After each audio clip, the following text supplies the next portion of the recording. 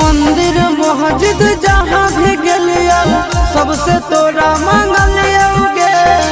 तोरा हम हंसलियो हरदम अपने भले कानलियोगे। मंदिर मस्जिद जहाँ भी गलिया सबसे तोरा मांगलियोगे। तोरा हम हंसलियो हरदम अपने भले कानलियोगे। तोर किस्मत खुलता, तोर किस्मत खुलता, जरता हमर भगिया गे। बसवे के डोलिया जानू बांस के अरथिया गे। बसवे के